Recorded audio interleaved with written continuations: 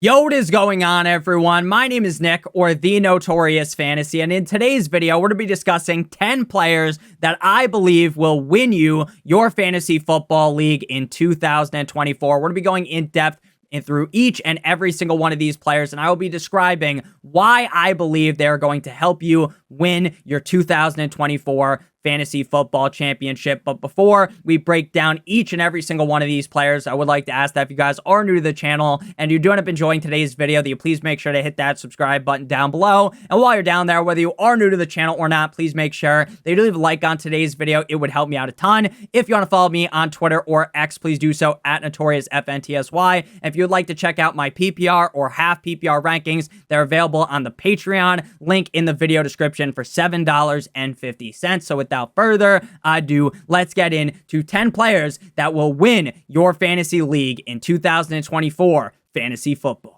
We begin with my first league winner, and that is Bijan Robinson, running back of the Atlanta Falcons. Aggregate ADP from ESPN, Sleeper, NFL, and RT Sports have him as the running back 3 at pick number 5, and I very strongly believe that Bijan Robinson is the best running back selection inside of the first round outside of Christian McCaffrey, and I really do believe that next season there is a very good chance that when you go to do your 2025 fantasy football draft, that Bijan Robinson is the unanimous first overall pick. Now, I understand that everything went wrong for Bijan Robinson. His whole world got turned upside down like he was the fresh Prince of Bel-Air. In his rookie season, he is picked top 8 in the NFL draft, and everyone is ready to do tricks all over him, Tony Hawk style, right? Everyone is excited to glaze up Bijan Robinson.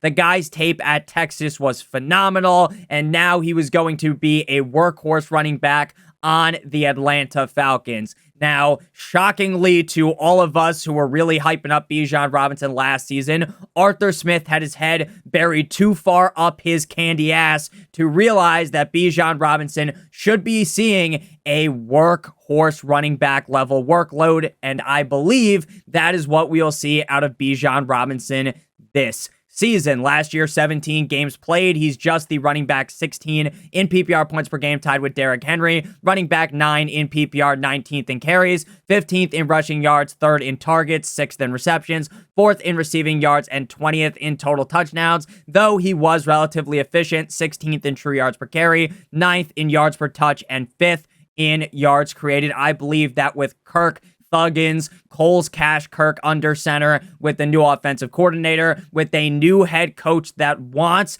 to feed Bijan Robinson the rock, with talks throughout the offseason of Bijan Robinson being in the Christian McCaffrey role. This guy genuinely might be the best pass-catching running back in the NFL. We saw so many flashes last season. We just need to see more consistency out of Bijan Robinson, more touches game in and game out. And I believe that is exactly what is going to happen in 2024. I believe in Joe Hendry, and I believe heavily in Bijan Robinson. I think that Bijan Robinson has a very good chance to finish as the RB1 in fantasy football. At number 2, we move to Jahmyr Gibbs, running back of the Detroit Lions. Now, ever since the news came out about the hamstring injury, Jahmyr Gibbs started to fall down draft boards, and now he is currently coming off the board as the running back 6 behind Christian McCaffrey, Breece Hall, Bijan Robinson, Jonathan Taylor, Saquon Barkley, and now he is not even going inside of the first round based upon aggregate ADP at pick number 13. If Jahmyr Gibbs, for some reason, because people are panicking about the injury, if he falls into the second round, he is a straight up smash pick and instant click. If I saw him fall to me into the second round, I would click him in 0.7 seconds. Jahmyr Gibbs, in his rookie year, was the running back 10 in PPR and the running back 8 in PPR points per game. Now, the narrative against Jahmyr Gibbs is that they still have David Montgomery, and while I do not believe that David Montgomery is going to completely disappear, we have seen this in the NFL every single year. This has been a statistic that you can date back for a very, very long time. And that is the fact that running backs in year number 2, that is where they typically see that huge push. That is where they typically have their best season. Now, I understand that David Montgomery isn't going to get hocus pocus and get turned invisible in this offense, because if David Montgomery is healthy, we know Dan Campbell is going to use him. We all know that. But Jahmyr Gibbs, even with not getting a insane in the membrane amount of touches in terms of carries, is a guy that could be going balls deep in defenses game in and game out. We already know that David Montgomery is not some crazy target threat in this backfield. Last year, Jahmyr Gibbs ranked 8th in targets, 9th in receptions, and 16th in receiving yards. He ranked 28th in carries, but 17th in rushing yards, and he was 9th in total touchdowns with 11th with 11. I really do believe that even with Jahmyr Gibbs kind of having to deal with the David Montgomery conundrum in this offense, I believe he will get a bigger piece of the pie in this backfield, and his upside is a top 3 running back that you can get a lot of the time at the beginning of the second round. Now, the injury, is it the perfect thing to happen to Jahmyr Gibbs? Of course not. If I could erase the injury,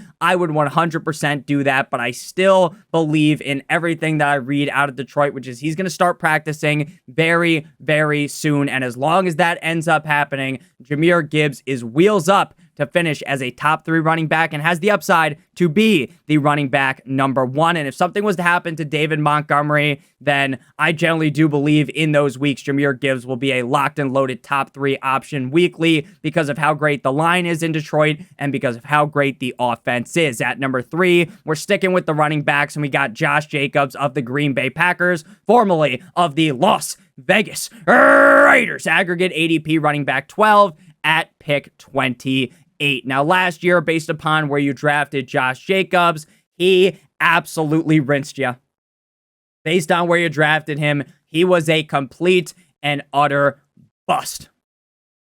Capital B-U-S-T. 13 games played with 13 starts, and he missed the end of the season with a quad strain. And it's kind of sad because the Raiders early on with McDaniels and with Jimmy Garoppolo, Jimmy Pornstar, were an absolute dumpster fire. Once they get rid of Jimmy Garoppolo, they cast him aside for Aiden O'Connell. Once they fire the head coach, McDaniels, once everything finally starts to work, once you're seeing, the gold pot at the end of the rainbow, like you're the dude on the cover of Lucky Charms or you're Sheamus or something, Josh Jacobs then gets hurt. So right when everything's finally turning around, when they do a 180, I understand the Raiders weren't all that great of a team, but you get what I mean, right? Once, there starts to be some hope for the Raiders weekly, Josh Jacobs is hurt. He's down for the count.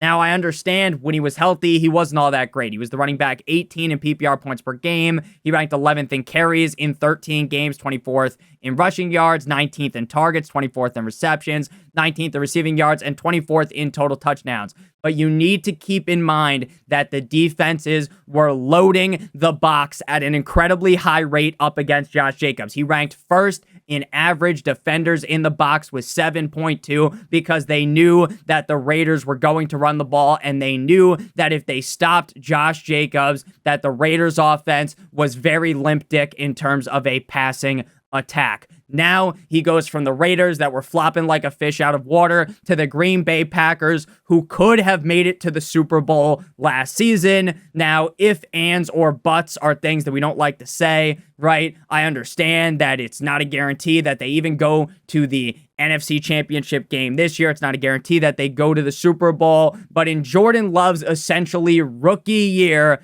the Packers offense put things into overdrive. And with the running backs behind Josh Jacobs being A.J. Dillon, being Marshawn Lloyd, guys that are banged up as of right now, Josh Jacobs has a clear path to a shit ton of touches. Now, I understand that Josh Jacobs is never going to get that crazy Las Vegas Raiders workload, right? He is never going to get that in Green Bay, more than likely. Maybe now it's a little bit more likely, so maybe starting off the season he does that. But even if they wean back his touches in Green Bay, which I expect, There is so much more touchdown upside in Green Bay because of how Jordan Love and this offense are going to be able to move the ball in the Matt LaFleur system. I believe heavily in Jordan Love. I believe in the wide receivers on this team. I believe that Josh Jacobs is a much better pass-catching running back than people give him credit for. I believe that Jordan Love will check the ball down to him. We saw how good Aaron Jones was in this system towards the end of last season, and they casted Aaron Jones aside. They said, I don't want to play with him anymore, like Andy in Toy Story. So now Josh Jacobs is that guy. They brought him in to be the lead back on this team. I think that Jacobs is a guy with 15 plus total touchdown upside. And the fact that he's going in the third round is absolutely egregious. He is a steal in the third round. At number 4, we got Cooper Kupp. Now, there's going to be a lot of people that have watched my videos for the last couple of weeks or maybe been watching since the NFL draft, and I have been given the Gawk Gawk 9000 special to Cooper Kupp even back then because I believed that Cooper Kupp was kind of a huge casualty last season to the hamstring strain. Had he have not gotten hurt last season, then Cooper Kupp would have put up much better numbers. But he suffers the hamstring strain, misses the first 4 games of the season, and we know how these hamstring strains can be at times. They can linger. They can really be the quote-unquote Achilles heel of these players, especially a player at older age like Cooper Kupp. Now, I get Cooper Kupp isn't halfway into the fucking retirement home or something. He's not walking around with a cane, but Cooper Kupp is far from his yesteryears, right? But Cooper Kupp, just a couple of years ago, was the undisputed best wide receiver in the National Football League. And despite getting hurt entering into the season, he was still a top 24 wide receiver in PPR points per game. And he's coming off the board as the wide receiver 18 at pick 37. Best part about it all is while I saw the flashes last season, why I felt as though that in the offseason, even when the beat reporters weren't really typing this guy up, that he was going to be able to do it. He was still that guy, one of the better wide receivers in the league. But now that the beat reporters are all over it, now Cooper Kupp's ADP continues to rise, and I'm still going to keep drafting him as his ADP moves up. He ranked 13th in true catch rate last year, 21st in target separation, 19th in route win rate, and 22nd in fantasy points per route. Again, while coming off of the hamstring strain.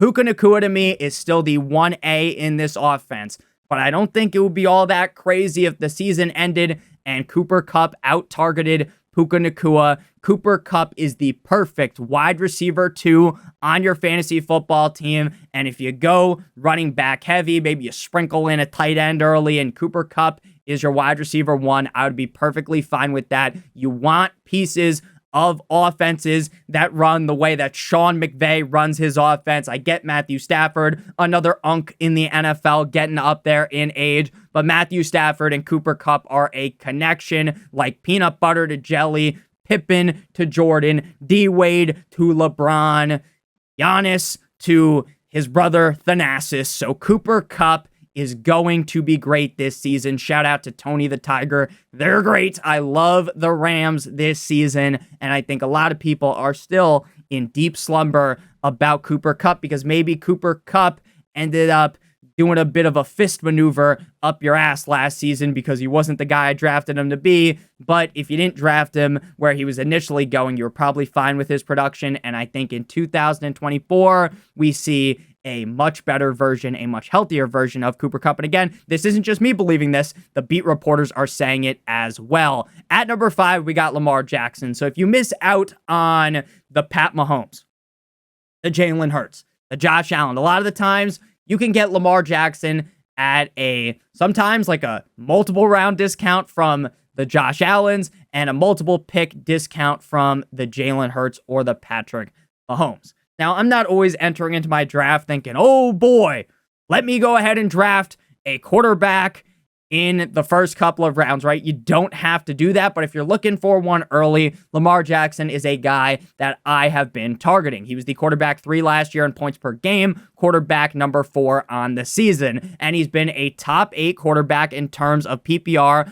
not PPR, because if PPR matters, it's not like Lamar Jackson's out there catching a million passes, but he's been a top 8 quarterback in terms of points per game every single year since 2019. So Lamar Jackson's floor is essentially the quarterback 8, so he's an incredibly safe selection. And in my opinion, his floor is probably really like a top 5 quarterback. So you're essentially drafting him at his floor with the upside of finishing as the quarterback 1. Now, in fantasy football, being a rushing merchant like Lamar Jackson is incredibly beneficial. The rushing upside is what pays the bills in fantasy football. Now, when I call him a rushing merchant, it's more of a joke. I don't really say that in a serious manner because Lamar Jackson is a significantly better passer than people will give him credit for. 4th in true passer rating last season, 4th in QBR, 3rd in EPA, 5th in pressure completion percentage, meaning when there's pressure, when there is men circling around him, Bukake style, he's accurate. 4th in red zone completion percentage and 1st in fantasy points per drop back. Last year, 148 carries, 2nd at quarterback, 821 rushing yards 1st, and 5 touchdowns 4th. 16 games played last year, 17th in passing attempts, 17th in completions, 15th in passing touchdowns, 24 passing touchdowns, 11th, so he's 15th in passing yards, I apologize, and 26th in interceptions with just 7. I understand the Baltimore Ravens don't have Randy Moss, Calvin Johnson, Chad Ochocinco, Larry Fitzgerald, Megatron out there to throw the ball to, but well, it's really just Zay Flowers, the shell of Rashad Master Bateman, and Marky Mark Andrews to catch passes. The upside is really the rushing upside. I think Zay Flowers is going to have a breakout second season. No sophomore slump for him. He's going to have a huge year. Mark Andrews, if he can stay healthy, is a great weapon. They have Isaiah Likely as well. Lamar gets very discredited for his passing ability when we just read off a bunch of numbers that are very positive towards Lamar Jackson's passing ability. I like the rushing upside as well. He only scored 5 rushing touchdowns last year. We know the upside is much higher than that. Again, he is an incredibly safe pick while also having a ceiling through the roof. At number 6, we got George Pickens, wide receiver of the Pittsburgh Steelers, aggregate ADP wide receiver 26 at pick 58. Now, I, for one, am tired of the Brandon Ayuk agenda going around. One day, it feels like Brandon Ayuk's gone. The next day, it feels like he's staying as the 49ers. The next day, he's going to the XFL. Then he's going to the CFL. Then he's going to fucking retire because he can't get a contract. It's everything. It's everything all at once. It's basically just fucking with our brains. It feels like we're just getting teased by the NFL. Adam Schefter says one thing, then he flip-flops the next day. Pretty Ricky's saying this. Ian Rappaport is saying that. Woj, even though he's from the NBA, is saying this. It's a whole bunch of malarkey. I'm tired of the situation. Now, I fully understand that if Brandon Ayuk gets traded to the Pittsburgh Steelers, that George Pickens' value gets kerplunked. Now, it's not fully dead. He's not dead on arrival of Brandon Ayuk, but obviously it would not be the most ideal because as of right now, George Pickens is the number 1 undisputed wide receiver 1 on the Pittsburgh Steelers. Van Jefferson, Roman Wilson, Calvin Austin, these other wide receivers on the team cannot hold George Pickens' jockstrap. Now, I get last season, George Pickens wasn't all that. He was wide receiver 36 in points per game, tied with Terry McLaurin and Chris Godwin. The reason why George Pickens was not successful was not because George Pickens is some schlub, but it is because of the quarterback play, regardless of which dumbass was out there trying to throw him the ball, whether it was Mason Rudolph, Kissin' Titties, Mitchell Trubisky, or Small Hands, Kenny Pickett. It didn't matter. None of them were a recipe for success for George Pickens. And while the stats weren't great, 106 targets, 63 receptions, 1,140 receiving yards, and 5 total touchdowns, what was truly impressive was the efficiency stats. 5th in yards per target, 1st in yards per route, 11th in yards per team pass attempts, 7th in dominator rating, 16th in unrealized air yards, and 78th in target accuracy. There's also a report from earlier on in the offseason that I think is very important towards George Pickens' growth in his 3rd season. They're looking to use him in a more versatile way in terms of his formation alignments this season, and he confirmed to reporters in minicamp that they are going to play him in the slot more than ever with new offensive coordinator Arthur Smith. Now, I know hearing the name Arthur Smith, you can smell the absolute shit on that guy's name through the screen. But what I will tell you is that I really believe in George Pickens. He's the clear number one wide receiver on this team. I get the play of whether it's Russell Wilson, whether it's Justin Fields. The quarterback play won't be the best, but it's also way better than what we saw last season. Deontay Johnson's now chilling with Bryce Young in Carolina. So George Pickens is on a potential spaceship straight to the moon. I love George Pickens. I love his skill set. I've been fading him for years, but now finally, with some semi-competent quarterback play, I'm ready to jump on the George Pickens bandwagon at number 7. We got Kyle Pitts of the Atlanta Falcons, aggregate ADP tight end 7 at pick 62. I have been someone that is a Atlanta Falcons truther all offseason. The fact that they get rid of the quarterback play of Desmond Ridder that was legitimately so hard to watch at times that it was shocking. Like, you would cringe when he's dropping back and he's just getting plowed from all ends. He's dropping back. Drake London's wide open. Kyle Pitts is basically standing with 0 people around him. There's no one in the range of Kyle Pitts, and the ball just doesn't come his way because Kyle Pitts was being thrown the ball by Desmond Ridder, who's a certified Uber Eats delivery man. Tight end 12 last year in PPR, 16 in PPR points per game. And Kyle Pitts, if you could have just given him all of Jonnu Smith's easy targets when Jonnu Smith was having these big games, Kyle Pitts would have dominated last season, fuzzy handcuff style. 17 games played, 11th in targets, 16th in receptions, 11th in receiving yards, and 18th in total touchdowns.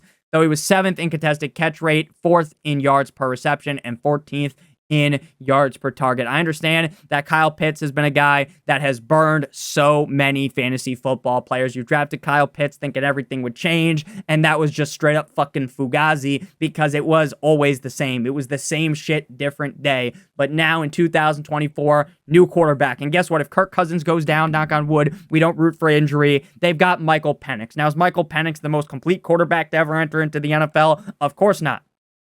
Of course not. But he's miles better than Desmond Ridder, Marcus Mariota, all of these bums that were throwing the ball to Kyle Pitts. So Kyle Pitts now with a better system, better quarterback. You've seen TJ Hawkinson. We've seen tight ends with Kirk Thuggins ball out in fantasy football. Kyle Pitts is obviously a freak of nature. He was a guy that everyone was loving out of Florida. Chomp, chomp, chomp. Go Gators, even though I'm a Miami fan, just for the video. Kyle Pitts really is that guy. So now with real quarterback play, real coaching, I have to believe in Kyle Pitts. At number 8, we move to Zack Moss. Now, Zack Moss is a guy I'm starting to feel a lot more confident in. Now, a couple of weeks ago, it really seemed 50-50 to me between him and Chase Brown. And maybe to you guys, it's still the same thing.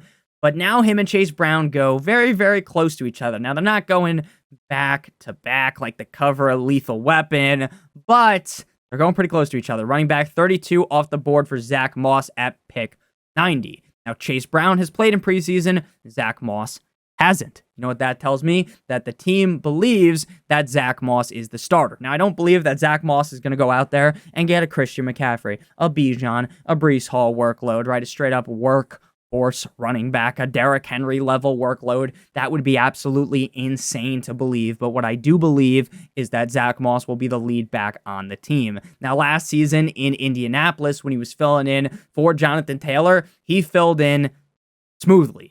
In 6 games where Moss played above 50% of the snaps, he averaged 20.2 carries, which I don't think he's going to be getting in Cincinnati, 87 rushing yards, 4.3 yards per carry, 0.5 touchdowns, and he averaged 16.4 PPR points per game, which would have ranked 7th amongst running backs last season. In 4 of 6 of those games, he got 3 or more targets and had multiple top 12 performances over that stretch. Now, once you get into the range at running back where things start to get a lot more fishy, right? Where things don't feel super confident, right? When you're in like the top 12 running backs, shit's sweet. It's like just beautiful out there. You're picking running backs. You feel confident in all of them, right? But as you get further and further in, it starts to feel like a battle. You're potentially hopping onto a landmine like you're walking through the forest back in Nam, okay? So Zach Moss, while he could be that landmine that takes your fucking leg off, I think that Zach Moss could also be the number one running back on one of the best offenses in the NFL with rushing touchdown upside, with pass catching upside. I get Chase Brown on paper as the better pass catching running back, and I'm fine drafting Chase Brown. But if Zach Moss really is the guy, a leader in touches in the Bengals backfield, saw Joe Mixon, who literally doesn't look like his old self, getting older and older, isn't in his prime, far from it. Zach Moss, again, I get like, oh, Zach Moss' career wasn't all that great until Indianapolis.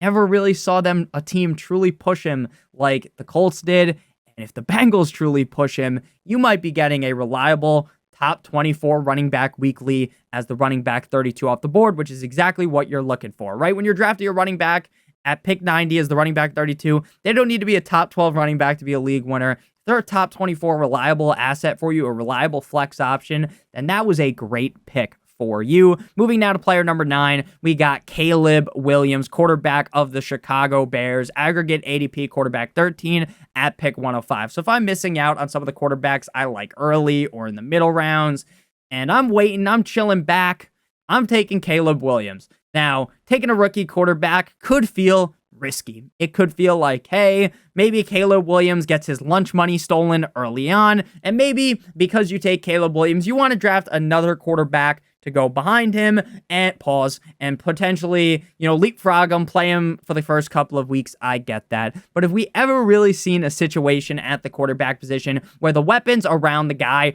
are so loaded, where you have Keenan Allen, DJ Moore, Rome Odunze, where your tight ends are Cole Kmet and Gerald Everett? I get that's not like a Gronk and Aaron Hernandez level tight end core, right? They're not that much of killers, Cole Kmet and Gerald Everett, but those are solid tight ends. You got a above average offensive line, a top half offensive line, and your running backs are competent in DeAndre Swift, Khalil Herbert, and Roschon Johnson. So you've got a loaded wide receiver core, one of the best trios, if not the best trio of wide receivers in the NFL. I don't think you can say that just yet because the Texans are there and because Rome Odunze is a rookie, so people just won't say that. That's okay.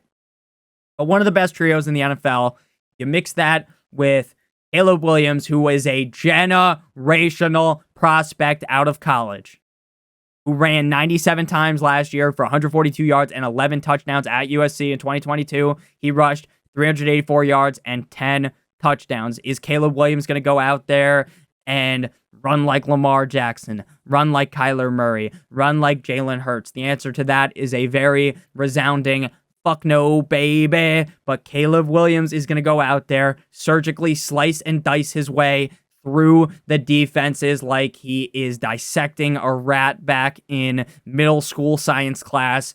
Caleb Williams has all the skill. He has all of the skill. Now, I understand that the Bears kind of have a stink on them, right? The Bears have that narrative, like the Bears will never get it right. It doesn't matter who they fucking pick. They'll end up being bums, right? People, you'll hear that on sports talk radio. Maybe Shrimp Bayless, Skip Bayless will throw that out there. But Caleb Williams, he's ranked outside the top 12. He's being drafted outside the top 12 quarterbacks. And this is a guy with top 5 upside. We just saw CJ Stroud whip his cock out and slap the defense's front hand, backhand like that key and steal sketch last season. We saw Jordan Love, essentially as a rookie last season, slap defenses silly. Caleb Williams as the quarterback 13, I'm willing to take that shot on a generational prospect in a loaded offense. And then people in the comments, I already see it. Nick, you're a fucking idiot. Caleb Williams this, Caleb Williams that. Go ahead. Argue with a wall, because I just gave you my opinion, and if you can't at least somewhat see it, look, I'm not telling you they have to draft Caleb Williams in every single draft, right, because he's far from my ideal option at quarterback, but if things are falling that way, and super flex leagues, I'm going to be jumping all over Caleb Williams. I'm going to be doing it.